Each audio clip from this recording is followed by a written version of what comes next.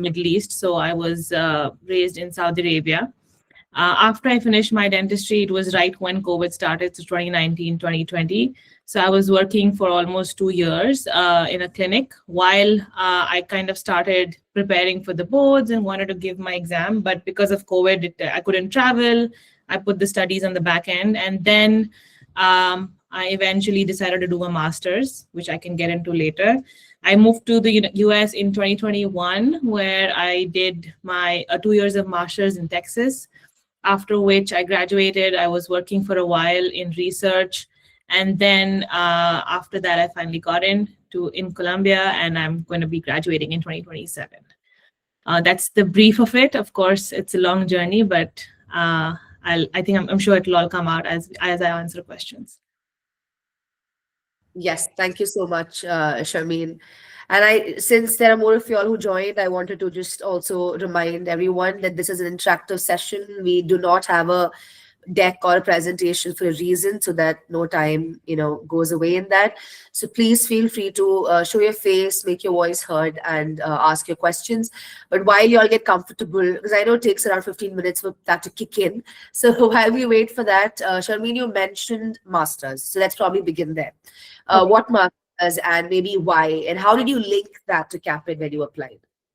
Okay, so when I was started thinking about coming here, wanting to do CAAPID, I looked at my GPA. I had my TOEFL score. I'd already done that. And I kind of made a judgment on that my application, or I was not ready to apply directly for the CAAPID cycle.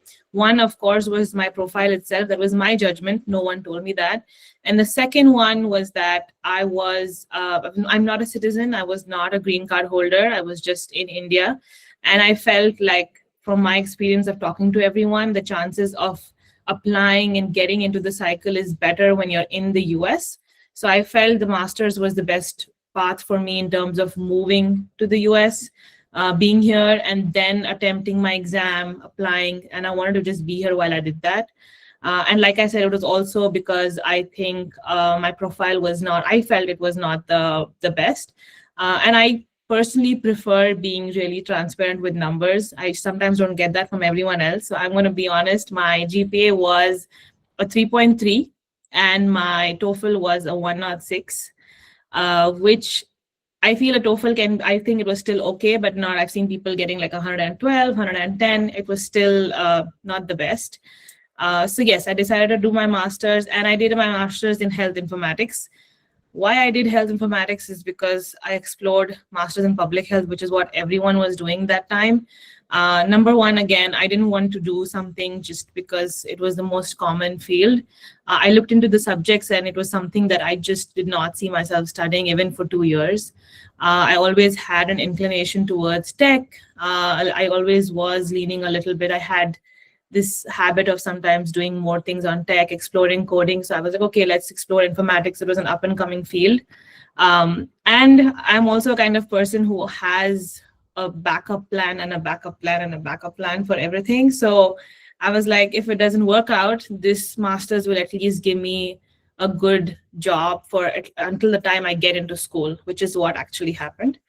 So yes, I did my master's. I applied to a few schools, and I got into UT Health in Texas. It's UT Health Houston. And unfortunately, after I got in, because it was around COVID, the first 6 months, I did not get my visa. So I ended up doing it from India. And then eventually I moved, and I did 3 semesters in the US. Yeah, that's briefly my master's journey. For me, the takeaway here should probably be how you chose the masters, but honestly, more than that, and also in the light of what we spoke about yesterday, Sharmeen, is for all of you listening to, is the fact that Sharmeen analyzed her own application, and she realized that she probably doesn't stand a good chance. And then she took the very wise decision, to pause, do whatever it takes to better her profile, and then go ahead. This is something that a lot of us don't allow ourselves because we are scared that we lose time, but you end up losing time anyway because you apply again and again. So that's a really, I think that's lovely, and I hope this inspires people to do the same. When you apply, sorry, I just want to add go ahead. A little bit you also need to consider your options while exploring the situation at that moment. So what I want to add is that while I was considering moving here, which was around 2020, not a lot of people had masters, and it was also maybe everyone talking about possibly doing a master's to set yourself aside. But I have to say now that I'm in here and I've met a lot of other applicants during the 2 cycles when I would go for interviews, also having a master's is not as rare as it was before. Many people have a master's now. It's more common, but that does not mean that you have to do it to be at that level to get in. So again, what I'm trying to say is that if you are doing it, do it for the right reasons and not just to add something to your resume.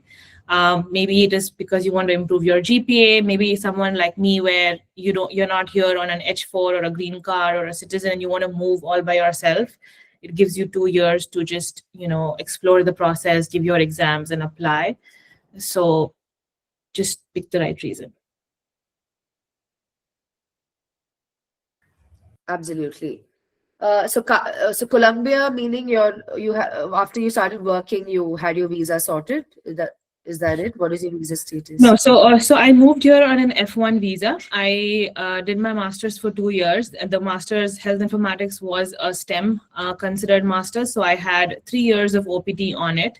So I graduated and I continued working. So I was doing a part-time job while I was at my master's. And when I graduated, that kind of converted into a full-time job, which is where I stayed for almost another 8-10 months after I graduated, because I was still in the process. I had not gotten to school. That was on F1 OPT. And then I had another year, which is the F1, the OPT extension. So I again applied for that. And then I got into UIC for another research role. It was the clinical research coordinator. I was doing a coordinator job where I was again on OPT extension. I worked for a year. And during that time is when I got into Colombia. And now I'm back on F1, like not the OPT, but just the F1. It has a few extra logistics where I had to, of course, extend my visa because the date line is different, but I'm on F1. Okay, that's amazing. Any questions at this point if you want to? Oh, lovely. Dr. Isha, thank you so much. Hi, congratulations, Dr. Sharmeen. Thank you. I actually had a question regarding the fee structure of the master's program which you were in. So did you take a loan or did you pay that off by yourself, or your family helped you out? So I initially, I think I've had a lot of bumps. So I have long stories for everything. So I initially wanted to take a loan for my master's, and I from where I am in India, I'm sure most of you all know the State Bank of India. It's a government bank. You get a subsidized loan. I applied. I went through all the possible paperwork. Because if it was during COVID, and I had an added challenge where my parents were not living in the city with me. Like I said, they were living in the Middle East. So I was having some challenges, but eventually it did get approved.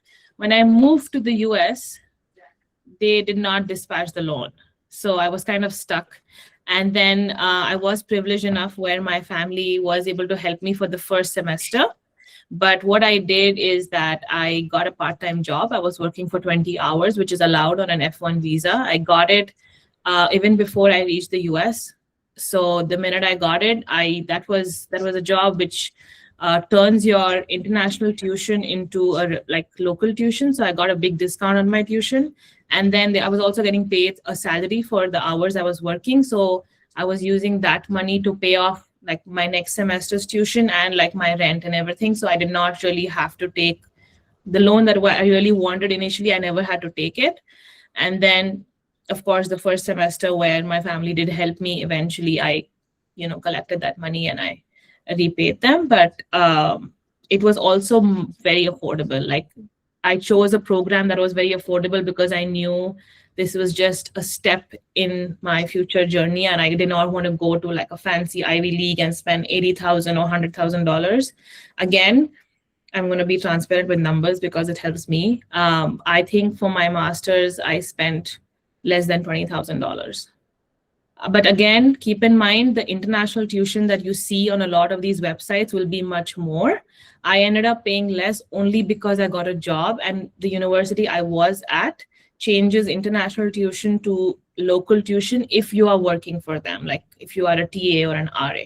Many universities do that. So No, okay. Actually, I have the same profile as you. This will be my first cycle, and I just graduated in 2024, and I'm here on visitor's visa, doing okay, shadowing and volunteering works.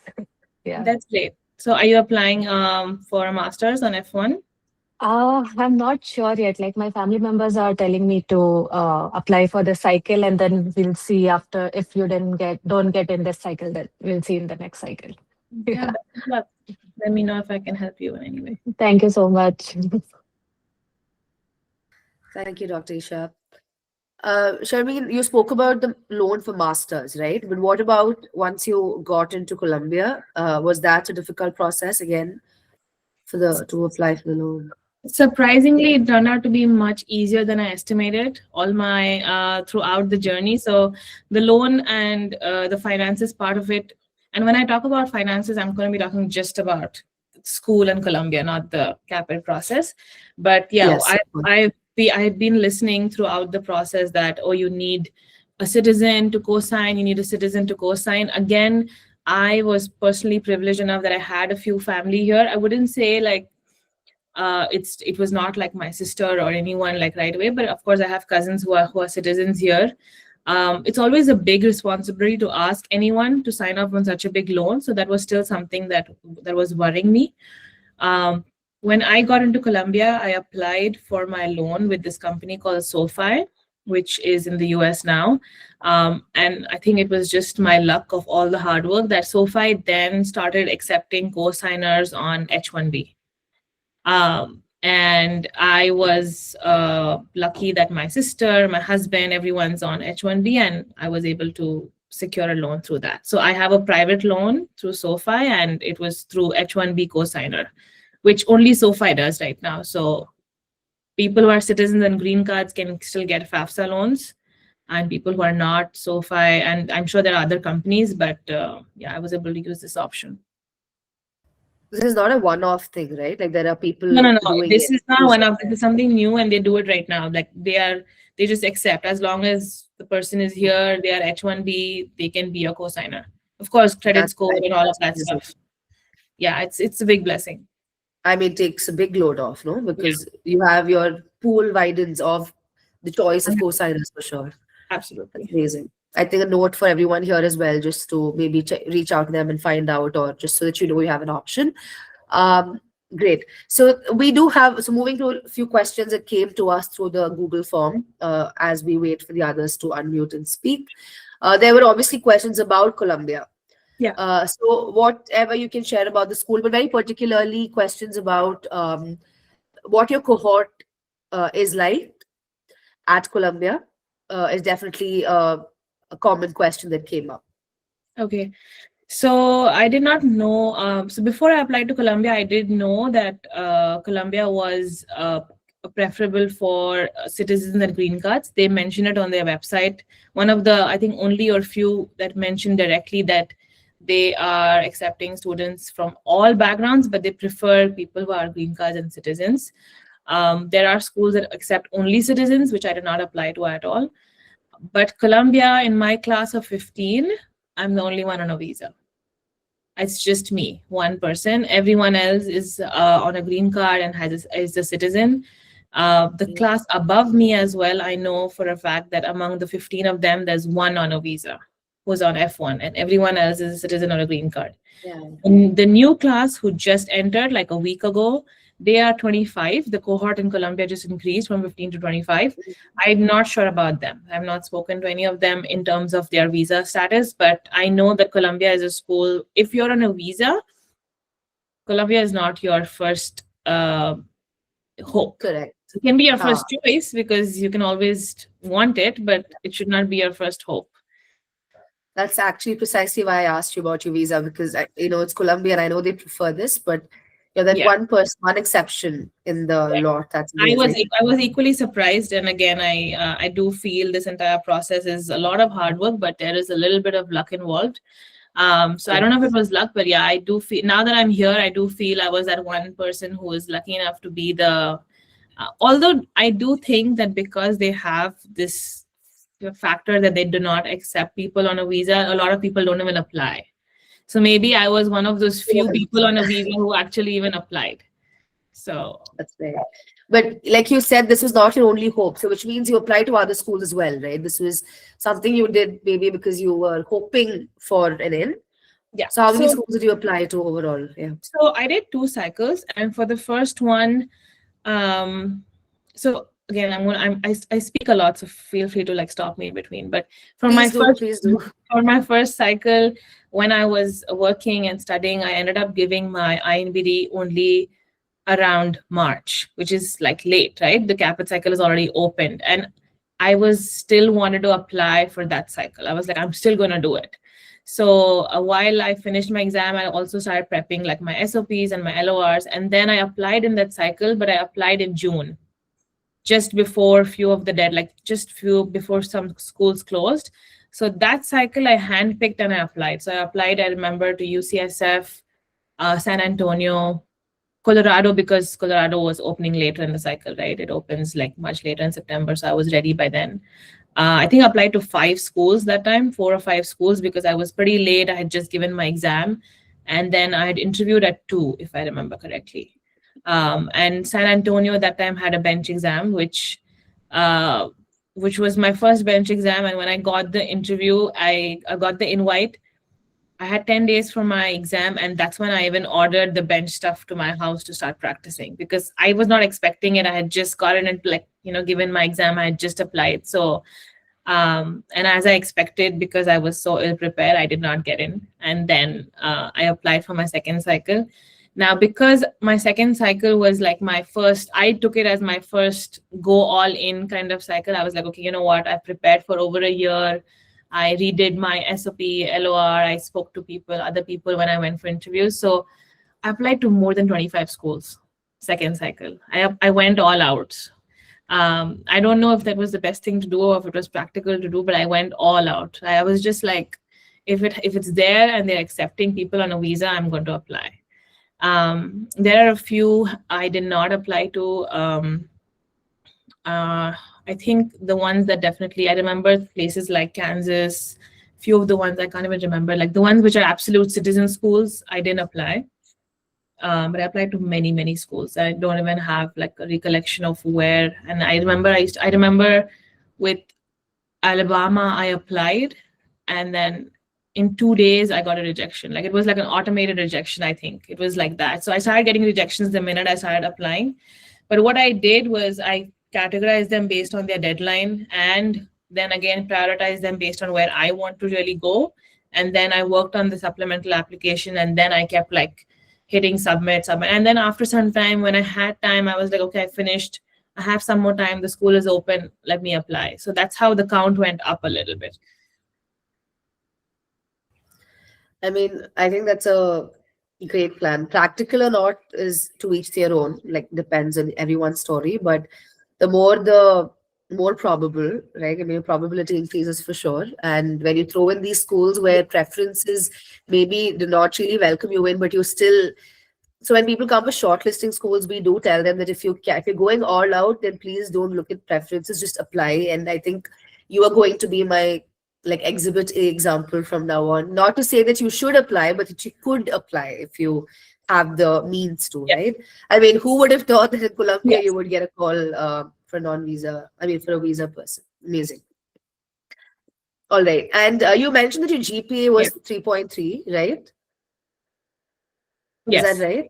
I don't know, very strangely, there's someone who asked on the form. I think this person also has a 3.3. I saw that. That's why I was like, I should mention it.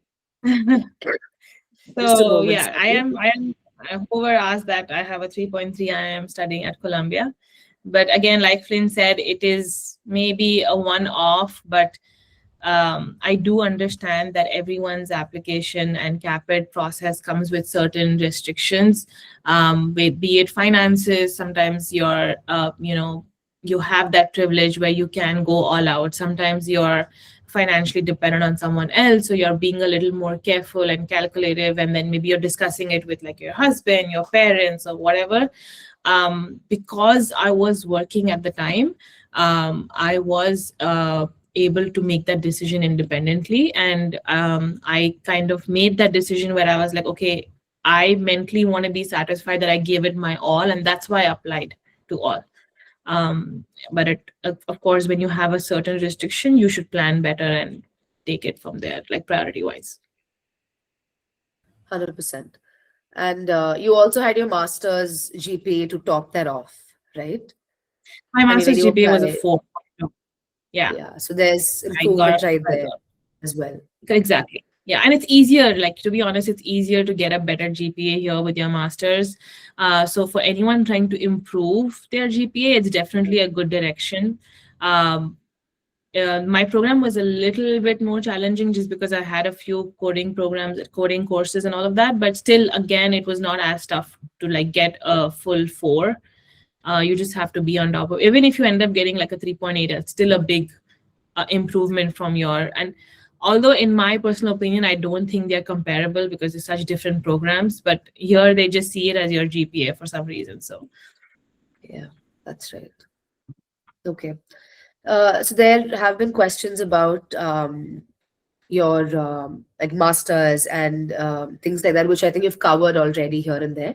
That being said, what is your thoughts? What is your thought on whether research is necessary or not when you apply for a DDS DMD program, from your experience?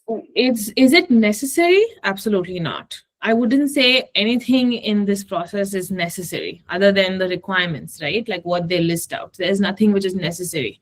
When I was applying, there were not many who were doing a master's. It was a plus point. I did it.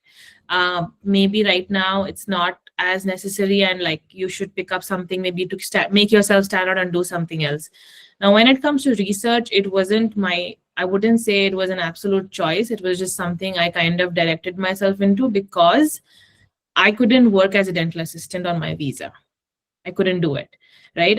Even if I was going and shadowing someone, I was doing it on the weekends because I was in class from Monday to Friday, and I couldn't really like go after 5. I would still go on Saturdays and Sundays, and then some weeks would be exhausting that I'm all 7 days kind of working. And so between, if you want to choose between research and then doing dental assistant or dental shadowing or anything like that, my personal suggestion would be to work on the clinical side, right? That's what you're going to get into. That shows a better impact if you have the ability to do that. That is being in the US, being able to go assist without any, like you're on an H4 or a green card or a citizen. But because I was studying, and then the part-time job that I mentioned was in a research lab. So that's how I kind of fell into that. And then I could have also just done the job and finished it. But what I did, because I was already there, I kind of took advantage, and I dove a little deeper into that research. So I asked the professor I was working with, can I present a poster? You're writing that article, can I help you? Like, can I edit it? Can I like review it? Can I do a little bit? So I was able to get like a paper out of it. I don't know, the 8th author or something, but my name was on it. It's just about making the right of where you are. Like if I was working in the research lab and then I was like, you know what, I need to focus on my shadowing on Saturday and Sunday, which I'm still not able to put in as many hours as someone who is assisting all week and earning money. So I did that. Did it help? I really don't know. Maybe that's what helped in my application. But for the admission committee, I think they just see on what you've done dental related, right? Like I don't even know if people in an admission committee realize that, oh, she's an F1, she couldn't have worked as an assistant, she couldn't have shadowed, so she did this, which is what my restriction was. But if you can, I would always say lean more clinical. And if you are interested in research, try and again do dental research. If not, of course, any research is better than not doing anything. Exactly. I think what also sets your story apart is the part where you said that you asked, I mean, there's intent where there's an initiative to do more. You spoke to them, you asked to be a part of it. And that is exactly, I think, what could probably render you memorable for later. So that's also something that all of you all should definitely inculcate. And speaking of initiative, we have Dr. Jeevita, who is asking a question. Jeevita, please go ahead. Hi, Dr. Sharmeen. Hi. Congratulations on getting into Columbia. Thank you. So Dr. Sharmeen is my senior, and we both did our undergrad together. She was my Yes, I senior. remember. Yeah. I So recognize your name. yeah. So you mentioned that you went through two cycles for CAPID application. The coming cycle will be my second cycle. So can you tell me the things that you refined or improved on your second cycle? Um, Yeah. like So for me, I think my first cycle, again, like I mentioned, I did it very like in a quick haphazard way. So I think I did not give my anything. I did it, my SOPs, my letters, everything. I myself personally felt it was not 100% effort. So I kind of started everything. My letters I edited, and then I made two or three professors more give me letters just to make them more relevant. Like my first cycle, I had an ortho professor do it, and my second cycle, I made sure someone I had from like restorative or like pros do it. These were all just my own calculations. I really don't know if it matters. For my second cycle, since I had also worked for a year, I had done some posters, like I just mentioned, in part of my research. So I included all of that and I updated my CV. Funnily enough, and again, I think this is all good for a good lesson for a lot of people. I gave my TOEFL again just to improve my score. And surprisingly, I got the exact same score. I got 106 again. So I was like, okay, that's what my English is at this level. I don't think I have changed it much. So it was 106 again. I did start my SOP from scratch. I think that's something that I've seen a few people even around me, a few of my own friends do that mistake, is when you start your SOP and then that page or that document where you're writing your SOP never goes blank again. Everyone just keeps editing and editing and adding and removing.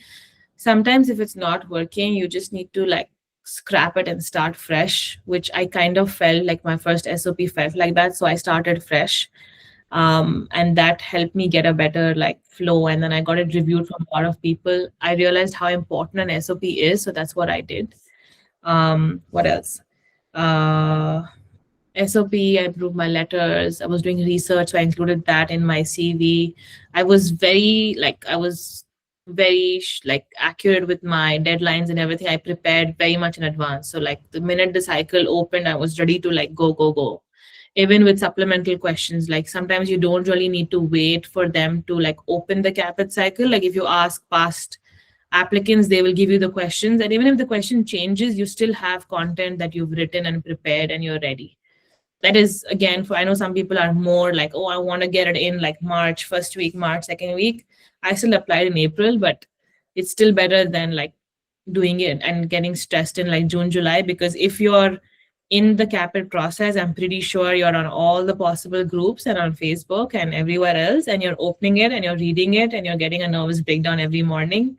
So it's better to do all of this before and then be nervous with everyone in that pool rather than feeling you're behind. But yeah, I think that's about it. But get your SOP reviewed from as many people as you can, or actually, I wouldn't say as many, but at least a few people that you trust, and get it reviewed. A third, fourth person can always give you more, um, can give you a better perspective on what's missing and what's like lacking, what's standing out. Okay, thank you. Absolutely. And I have another question, if I can Yes. ask, about LOR. So Mhm. you mentioned that you changed your LOR for your second cycle. Yeah. So, so from the first cycle and second cycle, especially if we are asking for an LOR from our college professors, I don't see any points to ask them to add on. Like it's the same, I feel. But do you think the getting a refined version, the latest version, will help?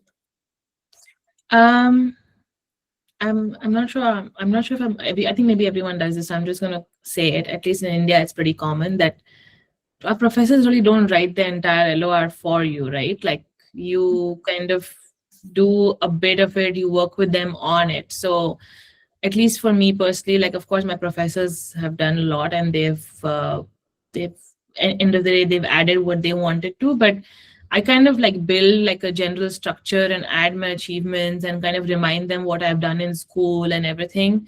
So the LOR can kind of be what you want, and then you work with your professor and you can improve it and you can add more, you can change it, and then you can ask them to sign it again. It is a bit challenging, I know, if you're not in the city to work with them, but I made sure I picked professors who were friendly and who were like in touch with me on WhatsApp, and they weren't as like very approachable. For me, that was more important because I knew that I would need them like for a few years and I need to approach them. Right. Okay, thank you so much. Yeah, thank you. Thank you, Dr. Jivita. What you mentioned about TOEFL, Sharmeen, I think we have heard of experiences that might just top up that story, which is Gone by. someone not 5 and it went down. Yeah, It happens. sorry, and 105, and then they went down to, but thankfully still 100 above, like a 101.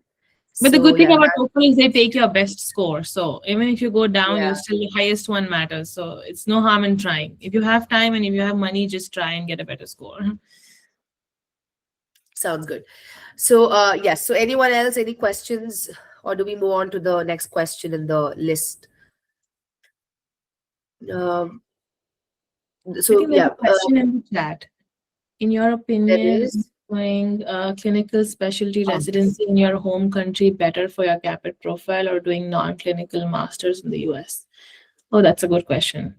I don't know, honestly, because I haven't done it, so I really don't know. But I know a few people who have done their residency in India, and I know it definitely matters. And I think if you've done that, you should like, if you've not already done it and if you're considering doing it in India, I would say just think about it if you want to move here, because you're doing a residency there and then you want to move here.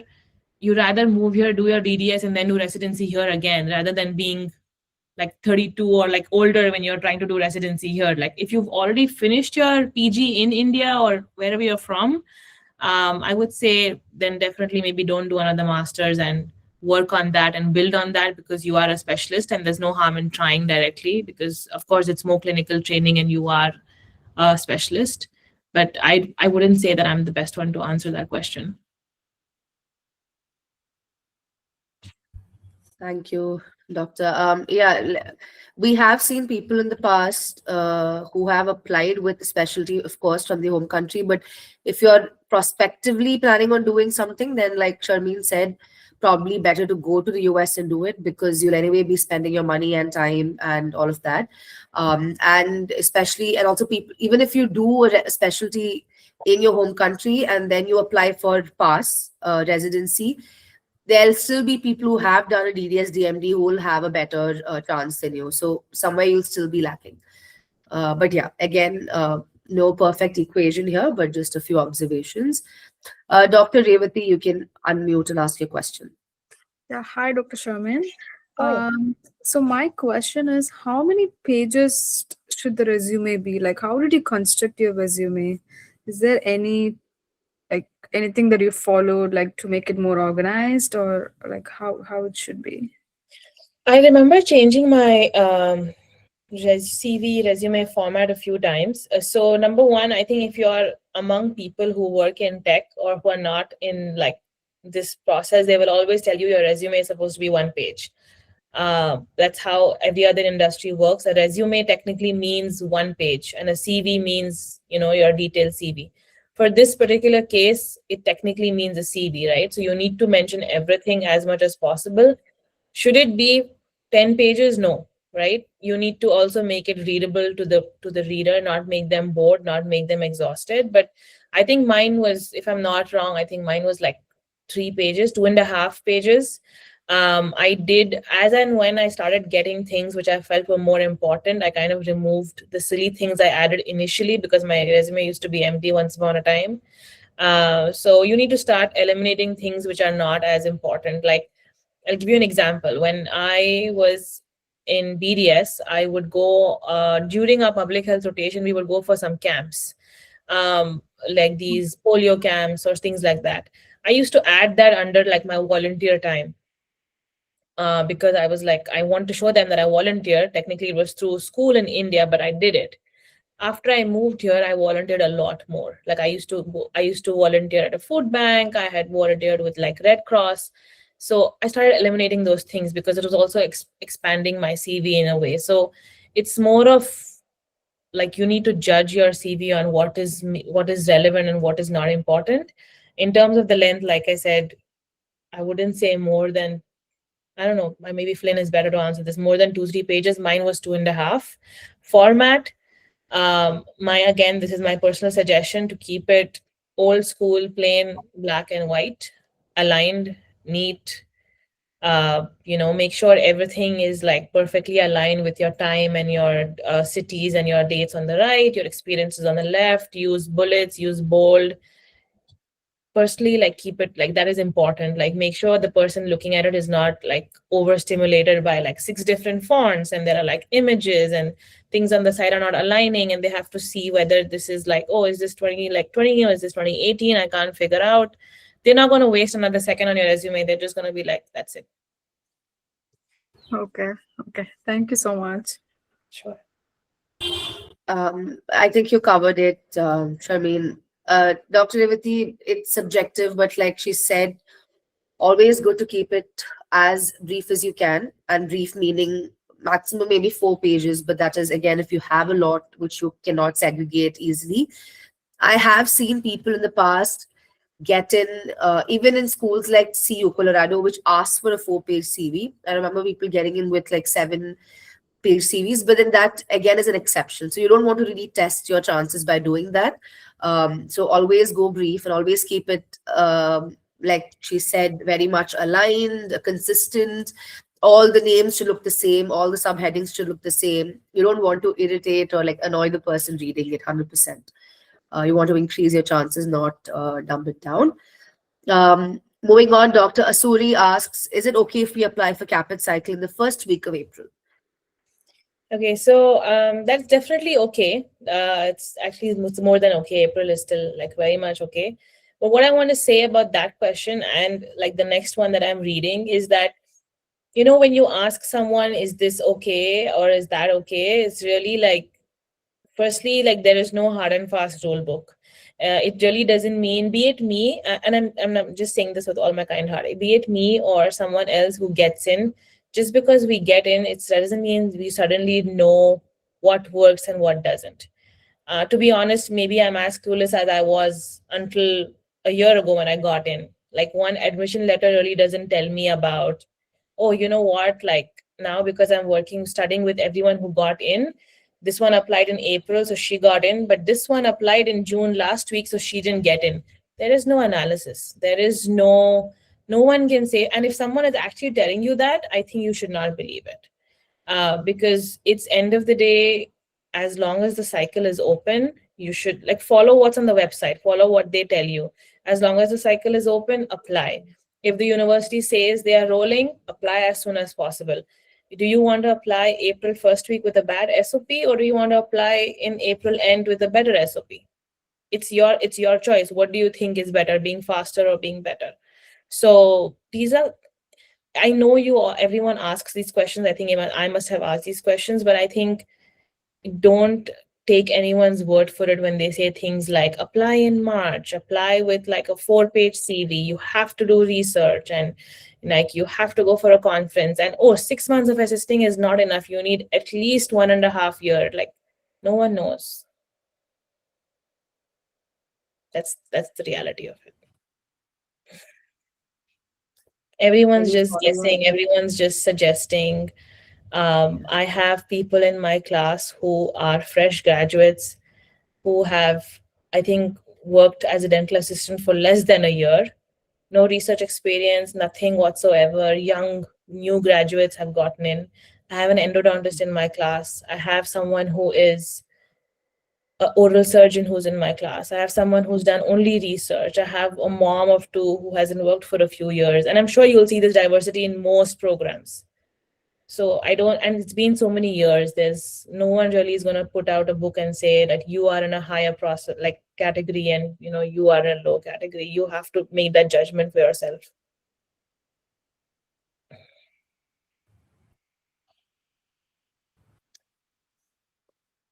moving on to, so I think you've covered the next question as well, right? About Yes. a bit about the dental assisting experience also. Yes. Yeah, more the better, Navjot, but then it's all very holistic.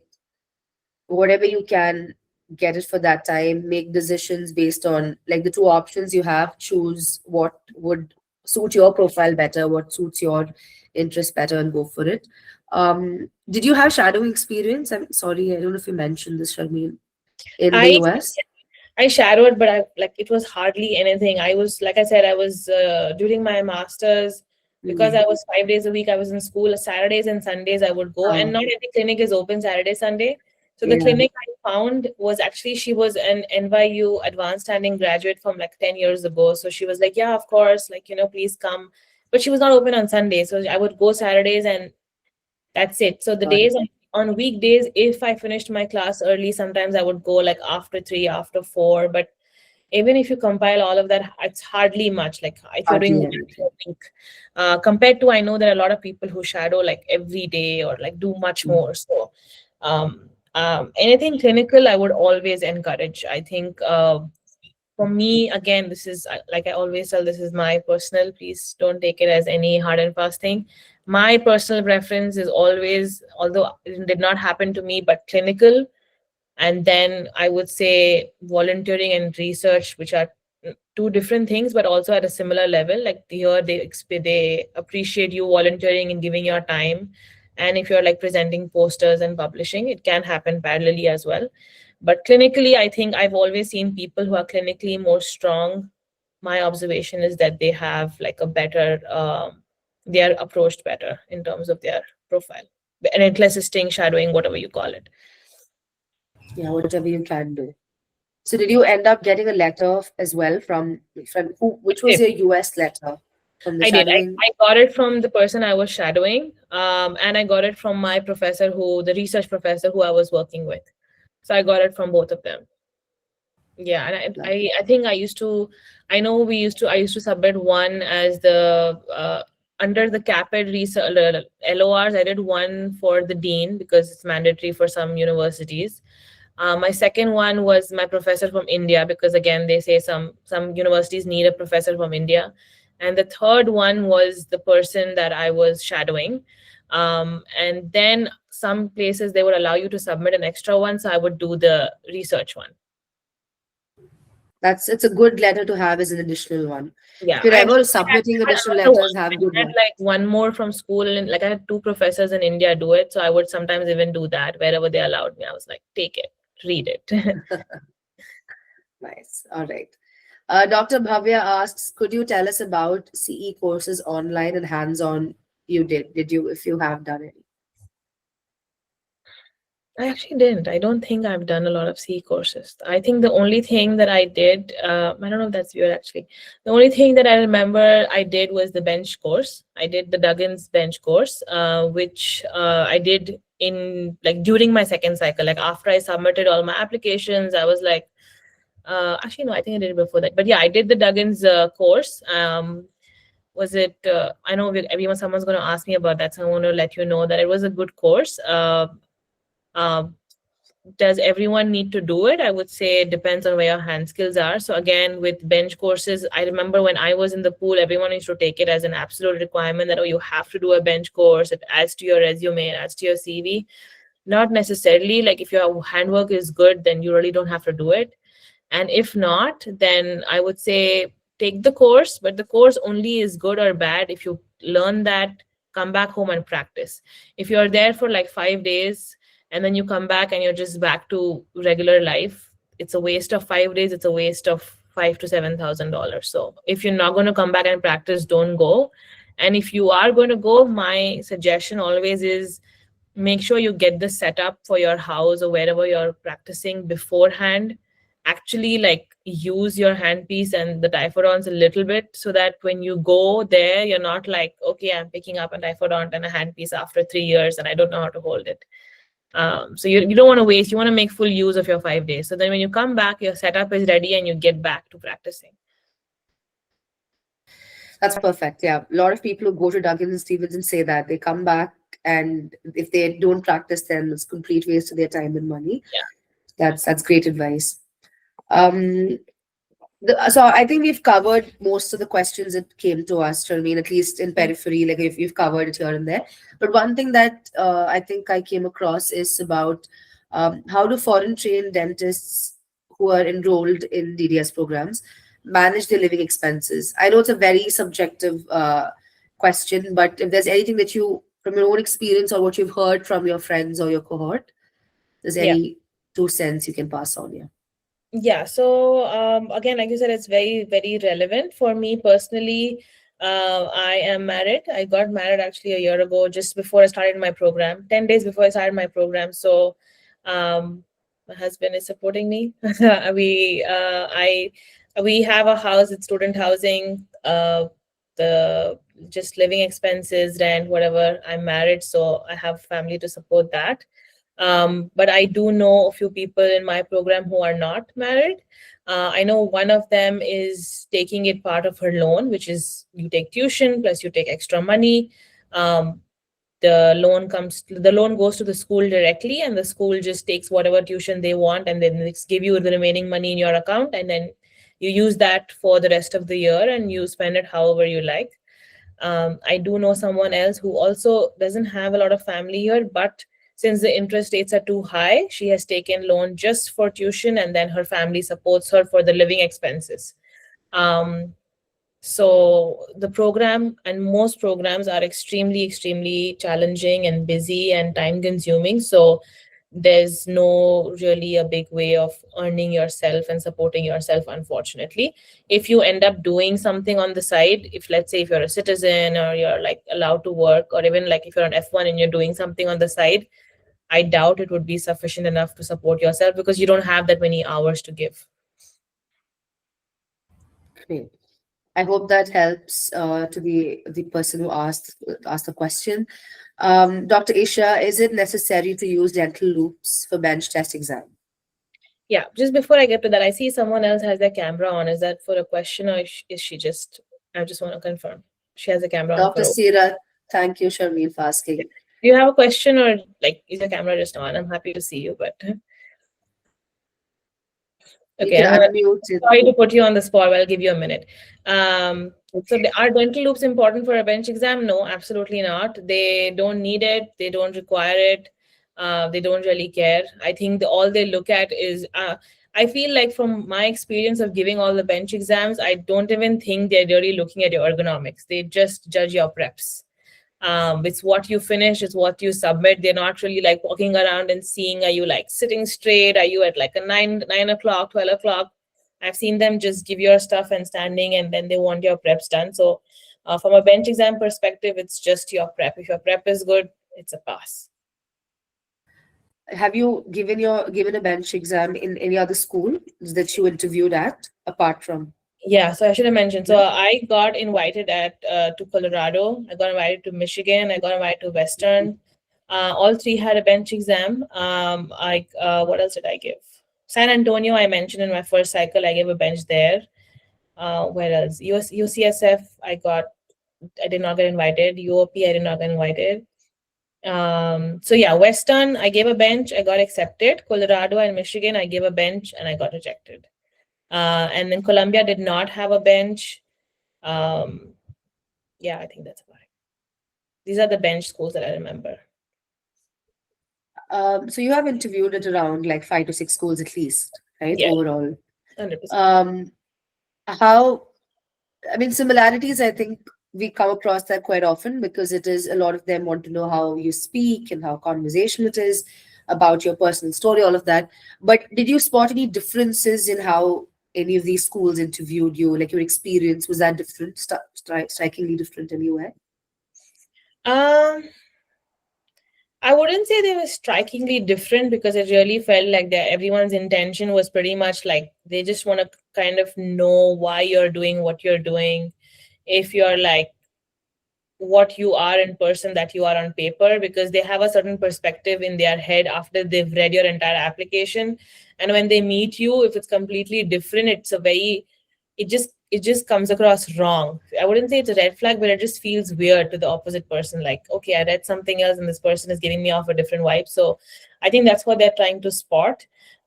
With With the Western, I remember it felt a little bit more comfortable and like more personal. She was very like, okay, tell me about your family and your siblings, and okay, like what do you do and what do you do for fun, and why are you doing this, and similar questions like why research and why masters, and it didn't feel very like interrogative.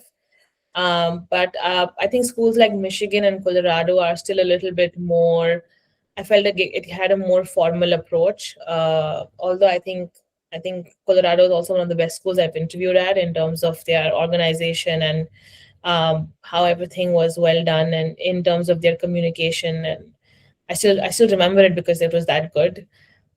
But I wouldn't say it was that different. It just varies because the setup varies in terms of whether it's two people interviewing you, sometimes three, sometimes it's just one, sometimes it's a closed room, sometimes it's like a big conference hall, sometimes it's just like for Columbia, it was a Zoom call with the director of the program, and it was very casual, and he was, very fun to talk to. So um, a lot of people used to tell me this when I was applying and interviewing, and I think I did not really do it, but I realize it now that it's good practice to really open the camera and talk.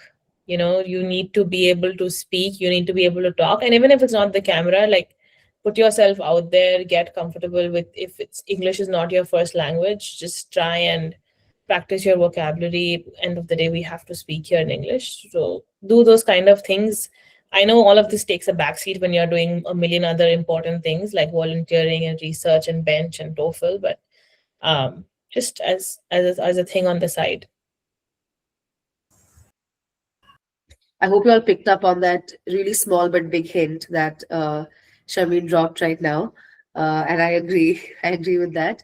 Dr. Bhavya asks, how did you prepare for your interviews or other assessments like Kira while you gave them?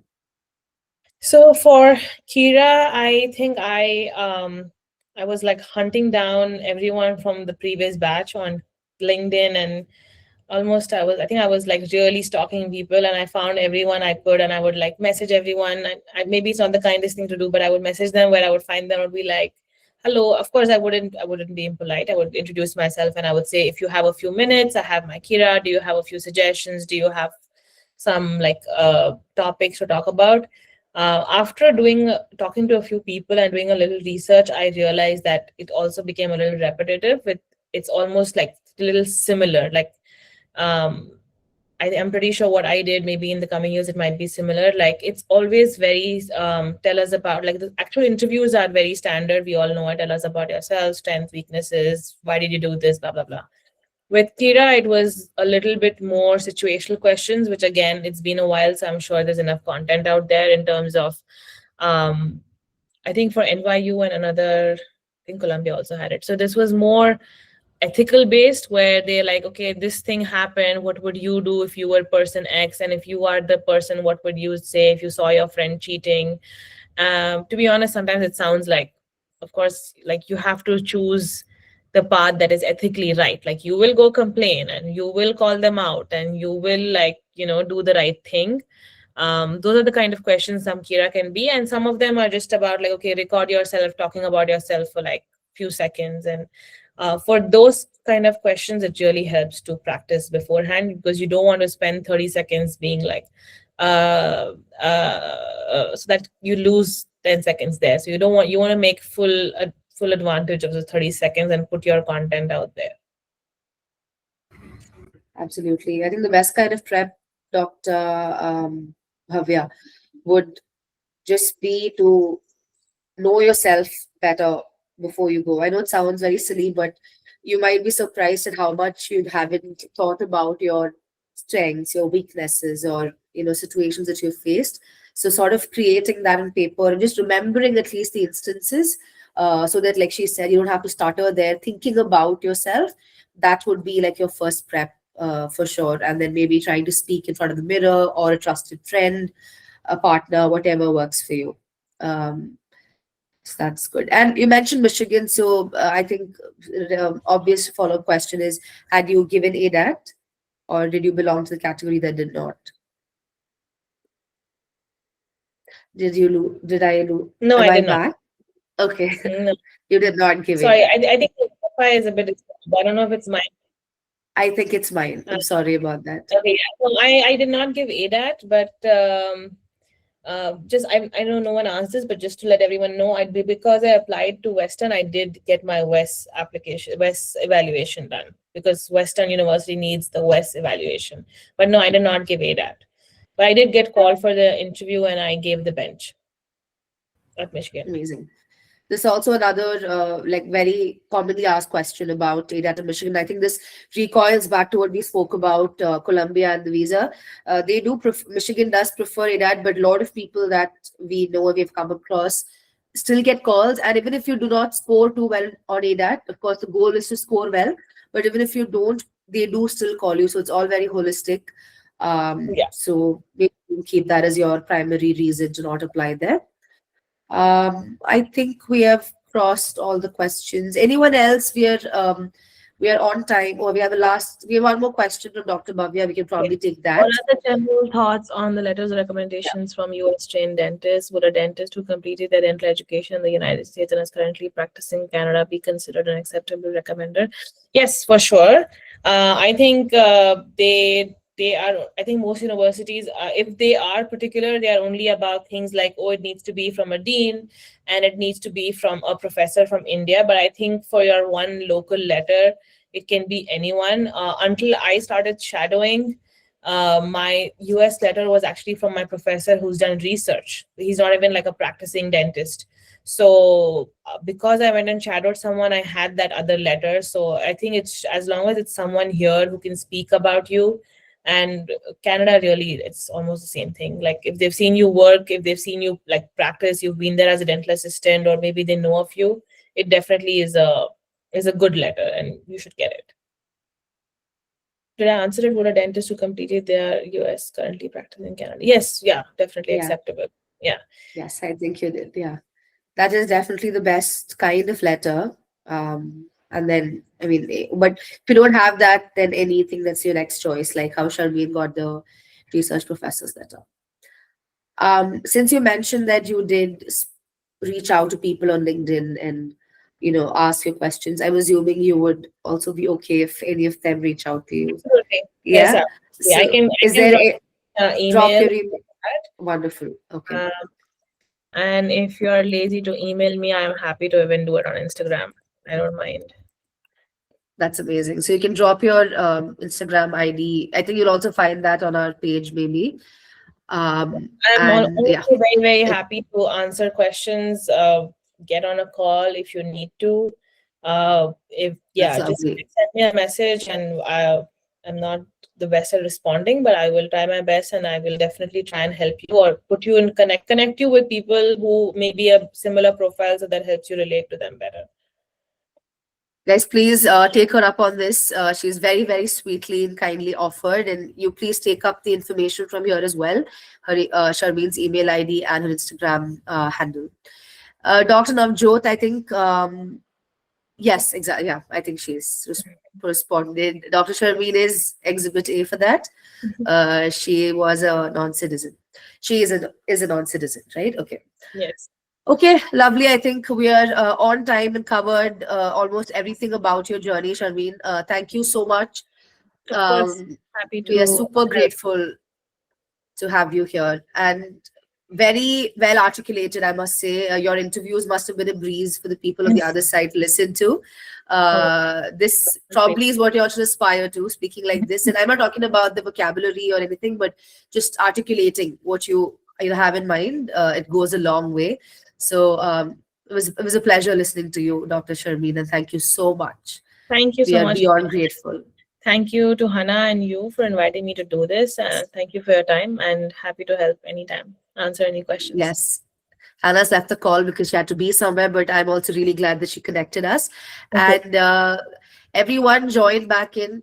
We have our next Pathfinder next week with Dr. Shivam. And, if you feel like this helped, or if hearing perspectives help you or your friends, please pass on the word as well. You can just join in, listen in, and ask questions and leave the call. Have a really good night. Thank you, Sharmeen. Have a great weekend and have a happy new year, everyone. Thank you. Bye. Bye.